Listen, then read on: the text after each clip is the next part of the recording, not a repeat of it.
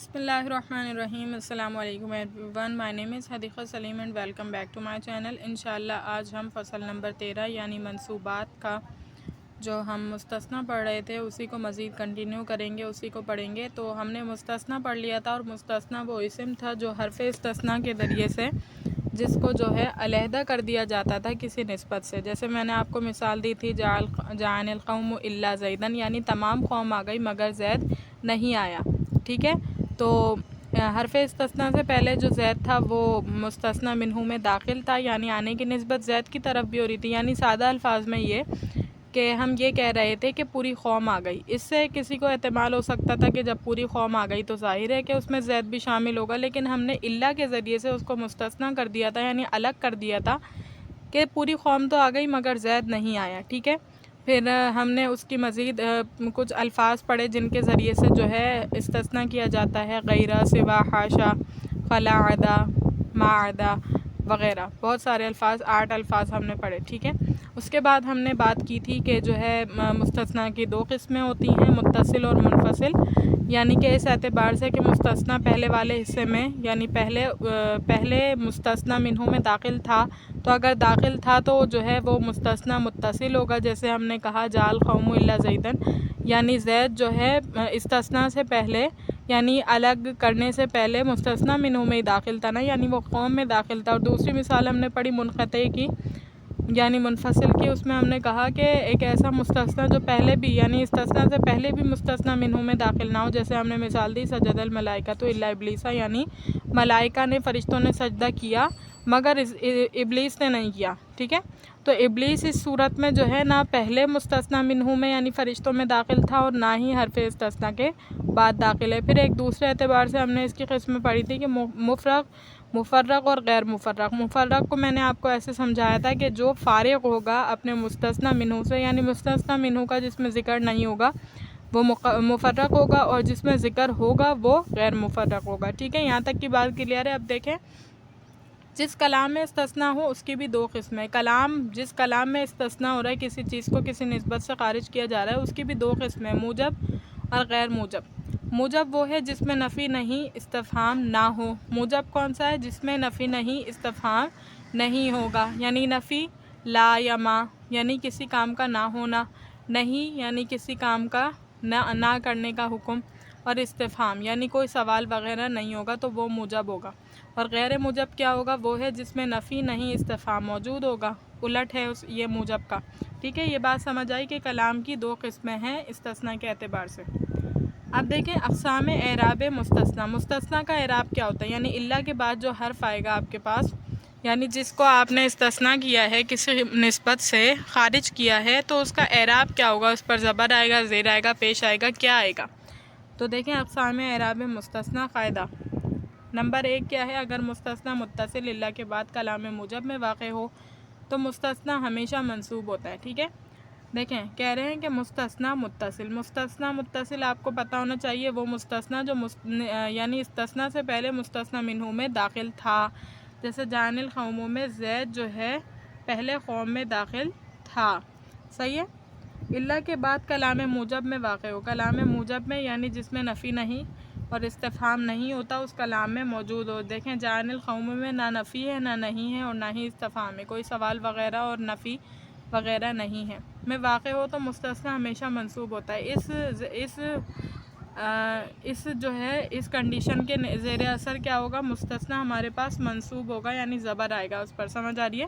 دوبارہ بتا دیتی ہوں، مستثنیٰ متصل یعنی وہ مستثنیٰ جو اپنے استثناء سے پہلے مستثنیٰ منہو میں داخل تھا، کلام موجب میں واقع ہو، یعنی کہ جس میں نفی نہیں، استفہام وغیرہ نہیں ہو کلام میں، تو مستثنیٰ جو ہے تو مستثنیٰ کیسا ہوتا ہے؟ ہمیشہ منصوب ہوتا ہے۔ یہ بات اچھی طریقے سے سمجھ آ گئی ہوگی۔ اس کے بعد دیکھیں اگر کلام غیر موجب میں مستثنیٰ کو مستثنیٰ منہو پر مقدم کریں تو منصوب پڑھتے ہیں۔ دوسری صورت میں بھی منصوب پڑھیں گے، اور وہ صورت کیا ہے کہ اگر کلام غیر موجب ہو، یعنی ما آ جائے، صحیح ہے، نفی آ گیا نا اس میں، تو کلام غیر موجب اور مستثنیٰ کو مستثنیٰ منہو پر جو ہے کیا کریں گے؟ مقدم کریں گے۔ یعنی پہلی مثال میں تو ہم نے یہ پڑھا تھا نا جعن القوم الا زیدن، یعنی قوم کیا تھا؟ مستثنیٰ منہو تھا، اور زید مستثنیٰ تھا، اور مستثنیٰ منہو پہلے آتا تھا اور مستثنیٰ بعد میں آتا تھا۔ لیکن اب کہہ رہے ہیں کہ مستثنیٰ پہلے اور مستثنا منہو بعد میں آ جائے. دیکھیں کلام غیر موجب ما سے پتہ چل رہا ہے. اور الا زیدن احدن، زیدن مستثنا ہے اور احدن مستثنا منہو ہے. تو زیدن کیا آیا؟ پہلے مستثنا پہلے آ گیا اور مستثنا منہو بعد میں آ گیا. یعنی کلام غیر موجب میں اگر مستثنا کو مستثنا منہو پر مقدم کریں تو وہ بھی کیسا ہوتا ہے؟ منصوب. زیدن کو دیکھیں، زیدن دال دو زبر دن ہے نا، زیدن پر کیا آیا؟ نصب آیا یعنی زبر آیا. تیسری صورت مستثنا منقطع ہمیشہ منصوب ہوتا ہے. مستثنا منقطع کیا ہوتا ہے؟ پتہ ہونا چاہیے. مستثنا منقطع وہ جو استثنا سے پہلے بھی مستثنا منہو میں داخل نہیں تھا. استثنا کے بعد تو ظاہر ہے کہ نکل ہی گیا وہ، لیکن یہ ایسا مستثنا ہوتا ہے جو پہلے بھی داخل نہیں تھا. ٹھیک ہے، تو سجد الملائکۃ الا ابلیسا، یعنی ابلیس جو ہے، شیطان جو ہے، وہ پہلے بھی فرشتوں میں داخل نہیں تھا، بلکہ یہ کیا تھا؟ یہ ایک جن تھا. تو ابلیسا یہ بھی کیسا ہوگا؟ یہ بھی منصوب ہوگا. ٹھیک ہے. اچھا، اس کے بعد چوتھی صورت دیکھیں. اچھا، اور ابلیس جو ہے یہ غیر منصرف میں سے. ٹھیک ہے، اس پر تنوین اس لیے نہیں آئی. اس کے بعد چوتھی بات، خلا اور ادا کے مستثنا اکثر علماء کے نزدیک منصوب ہوتا ہے. خلا اور ادا بھی حرف استثنا ہے نا، تو خلا اور ادا کے بعد بھی اکثر بعض علماء کے نزدیک مستثنا کیسا ہوتا ہے؟ منصوب ہوتا ہے، زبر آتا ہے اس پر بھی. ٹھیک ہے، اور کچھ علماء کرام یہ بھی کہتے ہیں کہ مجرور ہوتا ہے بعد خلا اور ادا کے، مجرور. لیکن جو اکثر علماء کا قول کیا ہے کہ منصوب ہوتا ہے. میں نے دوسرے یعنی آگے کی بات بتائی آپ کو، آپ کی کتاب میں بس اتنا ہی لکھا تھا. ما ادا کے بعد مستثنا ہمیشہ منصوب ہوتا ہے. مستثنا ہمیشہ کیا ہوتا ہے؟ منصوب ہوتا ہے. کہہ رہے ہیں کہ ما ادا جو ہوتے ہیں ان کے بعد مستثنا ہمیشہ منصوب ہوتا ہے. جان القوم ما عدا زیدن، ما عدا زیدن، زیدن کیا آیا؟ منصوب ہوا. جو مستثنا بعد الا کے کلام غیر موجب میں واقع ہو اور اس کا مستثنا منہو بھی مذکور ہو تو اس میں دو صورتیں جائز ہیں. کہہ رہے ہیں جو مستثنا یعنی مستثنا ہے اور وہ الا کے بعد آ رہا ہے کلام غیر موجب میں، یعنی کلام غیر موجب جس میں نفی نہیں اور استفہام آتا ہے، تو اس میں مستثنا بعد الا کے بعد کلام غیر موجب میں واقع ہو اور اس کا مستثنا منہو بھی مذکور ہو. مستثنا منہو بھی ہے اور مستثنا بھی ہے اور الا کے بعد آیا ہے اور کلام غیر موجب میں آیا ہے، تو اس میں دو صورتیں جائز ہیں. دو صورتیں ہم کر سکتے ہیں. ایک یہ کہ ایک تو یہ کہ بطور استثنا منصوب ہوگا، مستثنا ہونے کی وجہ سے یہ کیسا ہوگا؟ منصوب، عام قاعدے کے مطابق. اور دوسری صورت دیکھیں، دوسری صورت یہ ہے کہ اپنے ما قبل کا بدل ہوگا، یعنی جو اس کے مستثنا کا اعراب ہے وہی اس کا بھی اعراب ہو جائے گا. دیکھیں احدن پر رفع ہے تو زیدن پر بھی رفع آ گیا. پہلی کنڈیشن یہ بتائی کہ بطور مستثنا ہونے کی وجہ سے، علیحدہ خارج ہونے کی وجہ سے اس پر نصب آئے گا، کیونکہ عام قاعدہ تو یہی ہے نا، مستثنا کو ہمیشہ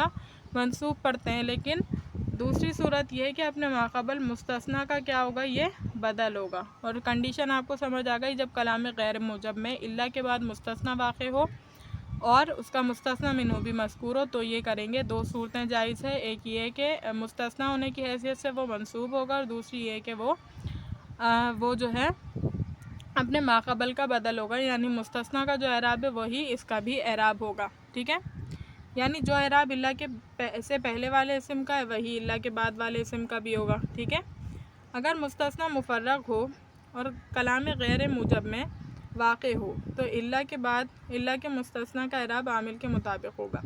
مستثنا مفرغ آپ کو پتہ ہے کیا ہوتا ہے؟ جو فارغ ہو، یعنی کس سے فارغ ہو؟ مستثنا منہو سے فارغ ہو. تو ایسا مستثنا جو مستثنا منہو سے فارغ ہے اور کلام غیر موجب میں واقع ہوا ہے، یعنی ما، نفی نہیں اور استفہام والے کلام میں کسی واقع ہوا ہے، تو الا کے مستثنا یعنی الا کے بعد جو مستثنا آ رہا ہے اس کا اعراب کیسا ہوگا؟ عامل کے مطابق ہوگا. یعنی دیکھیں ما جعانی، اس پر فٹ کر کے دیکھتے ہیں اس کی مثال. دیکھیں کلام غیر موجب ہے، صحیح ہے، اس میں مفرغ ہے یعنی مستثنا مفرغ ہے، اس کا مسنگ ہے نا، یہاں پر مستثنا منہو نہیں ہے یعنی مستثنا مفرغ ہے. ٹھیک ہے، تو اس کا اعراب کیسا ہوگا؟ اس کا اعراب عامل کے مطابق ہوگا. دیکھیں جاء فعل ہے نا، تو فعل اپنے ما بعد اسم کو رفع دیتا ہے، صحیح ہے، فعل کا کیا کام ہے؟ ما بعد اسم کو رفع دیتا ہے. تو فعل یہاں پر عامل ہے اور عامل یہ فعل جو ہے، فعل اپنے ما بعد اسم کو رفع دیتا ہے، لہذا زیدن پر رفع آ گیا. جب بھی کوئی فعل لکھتے ہیں اس کے بعد رفع ہی دیتے ہیں نا، جیسے ضربہ زیدن، زید نے مارا، تو زیدن کا دال ہے، دال پر جو پیش ہے وہ بتا رہا ہے کہ زیدن کیا ہے؟ فاعل ہے، صحیح ہے. ما رأیتو الا زیدن یعنی میں نے نہیں دیکھا مگر زید. صحیح ہے. تو اس میں بھی دیکھیں، اس میں رأیتو فعل بفاعل تو ہو گئے تھے، اب مفعول کی ضرورت تھی تو زیدن پر کیا آ گیا؟ نصب آ گیا. اور عربی زبان میں مفعول کیسا ہوتا ہے؟ حالت نصبی میں یعنی زبر کی حالت میں ہوتا ہے. اس کے بعد ما مررتو الا بزیدن میں نہیں گزرا مگر زید کے. ٹھیک ہے، زید کے پاس ہے. ما مررتو میں فعل بفاعل آ گیا تھا. اب الا آیا، پھر اس کے بعد با حرف جر. با حرف جر کا کام آپ کو اچھی طریقے سے پتہ ہونا چاہیے کہ با حرف جر یا کوئی بھی حرف جر اپنے ما بعد اسم کو مجرور کرتا ہے، لہٰذا با حرف جر عامل تھا، اس نے ما بعد اسم کو مجرور کر دیا. ٹھیک ہے. اس کے بعد دیکھیں مستثنی بعد لفظ غیرہ سوا حاشا کے واقع ہو تو مستثنی کو مجرور پڑھتے ہیں. ایک استثناء صورت بتا دی کہ الا میں تو ہم پڑھ رہے تھے مستثنی منصوب ہوگا. ٹھیک ہے. اب دیکھیں غیرہ سوا حاشا کی بات ہو رہی ہے کہ جب بھی ان کے بعد مستثنی آئے گا تو مستثنی کیسا ہوگا؟ مجرور ہوگا. ٹھیک ہے، کیونکہ غیرہ سوا حاشا والے الفاظ جو ہیں یہ مضاف بن رہے ہوتے ہیں. صحیح ہے. تو جاءنی القوم غیر زیدن وسوا زیدن وحاشا زیدن. ٹھیک ہے، اتنی آسان باتیں کلیئر ہو گیا. بس اچھی طریقے سے آپ کو اس چارٹ کو رٹنا ہے اور پڑھنا ہے، یاد کرنا ہے، کیونکہ اس سے بہت زیادہ مدد ملے گی. ٹھیک ہے. اس کے بعد دیکھیں اعراب لفظ غیرہ. اب غیرہ کے بعد تو ہم نے پڑھ لیا کہ غیرہ کے بعد جو مستثنی ہوتا ہے وہ کیسا ہوتا ہے؟ مجرور ہوتا ہے، کیونکہ غیرہ مضاف ہوتا ہے. اب غیرہ کا اعراب کیا ہوتا ہے یہ بتا رہے ہیں. یہ تو ابھی معلوم ہو گیا غیرہ کے بعد مستثنی مجرور ہوتا ہے. اب یہ بھی بتایا جاتا ہے کہ غیرہ کا اعراب تمام مذکورہ صورتوں میں ایسا ہوگا جیسا کہ مستثنی با الا کا ہوتا ہے، جیسا کہ ذیل کے نقشے سے معلوم ہوتا ہے. کہہ رہے ہیں جو آپ نے یہ تو پتہ چل گیا کہ غیرہ کے بعد جو ہے اسے مجرور ہوتا ہے، لیکن غیرہ کا اعراب کیا ہوتا ہے؟ غیرہ مضاف ہے نا، اور مضاف کا اعراب جو ہے متعین نہیں ہے. صحیح ہے، متعین نہیں ہے، یعنی اگر مضاف سے پہلے حرف جر ہے تو یہ مضاف کیا ہوگا؟ مجرور ہوگا. ٹھیک ہے، یعنی مضاف کا اعراب بدلتا رہتا ہے، اس لیے غیرہ کا اعراب کیا ہوگا یہ یہاں پر بتا رہے ہیں. تو بتا رہے ہیں کہ غیرہ کا اعراب بالکل ویسا ہی ہوگا جیسے الا کے ساتھ مستثنی کا اعراب ہوتا تھا. الا کے بعد جیسا مستثنی ہوتا تھا ویسا ہی غیرہ کا اعراب ہوگا. آپ دیکھیں گے کیسے ہوگا. یہ پہلی مثال دیکھیں، توضیح قاعدہ لگایا گیا ہے یہاں پر. جاءنی القوم غیر زید. ٹھیک ہے، ہم نے یہ ایک صورت پڑھی تھی نا سب سے پہلے، تو وہی بتایا جا رہا ہے کہ یہ مستثنی متصل کی مثال ہے. جب مستثنی متصل ہوتا ہے تو کیا تھا؟ الا کے بعد جو اسم تھا وہ منصوب ہوتا تھا، لہذا غیرہ بھی کیا ہوا؟ منصوب ہو گیا. ٹھیک ہے، الا کے ذریعے سے ہم غیرہ کے اعراب کو پتہ لگا رہے ہیں، اس میں یہ سمجھنے کی بات ہے. صحیح ہے. تو آپ نے قاعدے میں پہلی جگہ پڑھا تھا نا کہ جو مستثنی متصل ہوتا ہے وہ منصوب ہوتا ہے. یہاں پر دیکھ لیں، اگر سمجھ نہیں آ رہا تو یہاں دیکھ لیں، یہ دیکھیں یہاں لکھا ہوا ہے اگر مستثنی متصل ہو الا کے بعد کلام موجب میں واقع ہو تو مستثنی منصوب ہوتا ہے. صحیح ہے. تو یہ ہم نے پڑھے تھے کہ مستثنی کا اعراب کیا ہوگا. صحیح ہے. اب غیرہ جو ہے ایک حرف استثناء ہے، وہ مضاف ہوتا ہے تو مضاف اپنے ما بعد کو تو مجرور کرتا ہے، لیکن مضاف کا خود اعراب متعین نہیں ہوتا. تو غیرہ کے بارے میں بتا رہے ہیں کہ جو اعراب الا کا تھا نا، الا کے بعد مستثنی کا تھا، وہی اعراب غیرہ کا ہوگا. صحیح ہے. اب دیکھیں یہی بتایا جا رہا ہے. تو پہلی مثال انہوں نے دی کہ مستثنی متصل کا اعراب جیسا ہوتا تھا ویسا ہی اعراب غیرہ کا ہوگا، یعنی منصوب ہوگا. سجد الملائکۃ غیر ابلیسا. تو اس میں غیرہ دیکھیں، اس میں بھی ہم نے بولا تھا نا کہ مستثنی منفصل ہمیشہ منصوب ہوتا ہے. ہم نے کہا تھا نا مستثنی منفصل یا مستثنی منقطع. تو دیکھیں غیرہ کا اعراب ویسا ہی آ گیا. ما جاءنی غیر زیدن القوم. کلام غیر موجب میں ہے، مستثنی مقدم ہے. مستثنی مقدم ہے نا، مستثنی مقدم ہے یعنی زید جس کو استثنیٰ کیا گیا وہ مقدم ہے، اور کلام غیر موجب ہے یعنی ما آ گیا یہاں پر، تو غیرہ کا اعراب منصوب ہوگا جیسے کہ وہاں پر مستثنی کا ہوتا تھا. ما جاءنی احد غیر زید وغیر زید. ہم نے کہا تھا نا بدل ہوگا، وہ والی کنڈیشن ہے. یہ کلام غیر موجب میں ما کے ساتھ آیا ہے. کلام غیر موجب میں مستثنی منہ مذکور ہو، مستثنی منہ احد مذکور ہے نا، اس میں دو صورتیں ہیں، استثناء اور بدل.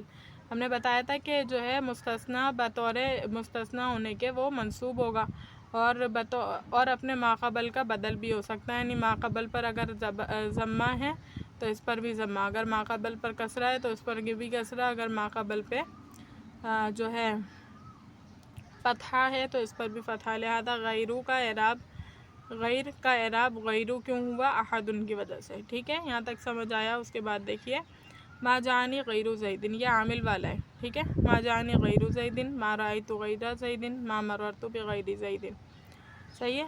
تو با حرف جر کی وجہ سے غیر کا مضاف تبدیل ہوا، یعنی غیر کا اعراب تبدیل ہوا، رأیت کی وجہ سے غیرہ پر منصوب نصب آیا، اور جاءنی کی وجہ سے غیرو پر ضمہ آیا۔ ان تینوں مثالوں میں غیرہ کا اعراب عامل کے مطابق ہے، صحیح۔ اب دیکھیں فائدہ، لفظ غیرہ کی اصل وضع تو صفت کے لیے ہے، مگر کبھی استثناء کے لیے بھی آتا ہے۔ غیرہ کا اصل کام کیا ہے کہ وہ کسی چیز کی صفت بیان کرتا ہے، لیکن وہ کبھی کبھی استثناء کے لیے بھی آتا ہے کہ اس کے سوا، غیر کا مطلب سوا ہی ہے نا۔ اسی طرح الا استثناء کے لیے موضوع ہے اور کبھی صفت کے لیے بھی آتا ہے۔ استثناء کا اصل کام کیا ہے؟ استثناء کرنا۔ الا کا یعنی کہ اس کا الا کا اصل کام استثناء ہے اور کبھی یہ صفت کے لیے آتا ہے، یعنی دونوں اپنے ایک دوسرے کے کیا ہیں؟ ایک دوسرے کے بالکل اپوزٹ ہیں، کہ غیرہ کا اصل کام تو صفت بیان کرنا ہے لیکن وہ استثناء کے لیے آتا ہے، اور استثناء کا اصل کام استثناء ہے، الا کا اصل کام استثناء ہے لیکن وہ کبھی صفت بیان کرنے کے لیے بھی آتا ہے، جیسا کہ اللہ تعالیٰ کا فرمان ہے لَوْ كَانَ فِيهِمَا آلِهَةٌ إِلَّا اللَّهُ لَفَسَدَتَا، کہ اگر ہوتے اس میں یعنی زمین آسمان میں آلِهَةٌ معبود اللہ کے سوا تو اس میں فساد ہوتا، ٹھیک ہے۔ ایسے ہی لا الہ الا اللہ ای غیر اللہ، ٹھیک ہے، اللہ کے لا الہ کوئی معبود نہیں، الا اللہ اللہ کے سوا، ای غیر اللہ یعنی اللہ کے سوا، ٹھیک ہے۔ تو اس میں مثالیں بتا دی آپ کو کہ کس طرح سے مفرغ ہوتا ہے، صحیح۔ تو امید کرتی ہوں آپ کو یہ لیکچر اچھی طریقے سے سمجھ آ گیا ہوگا۔ اللہ تعالیٰ سے دعا ہے اللہ تعالیٰ اس پڑھنے پڑھانے کو اپنی بارگاہ الہی میں قبول و منظور فرمائے۔ وآخر الدعوانا ان الحمد للہ رب العالمین۔ السلام علیکم۔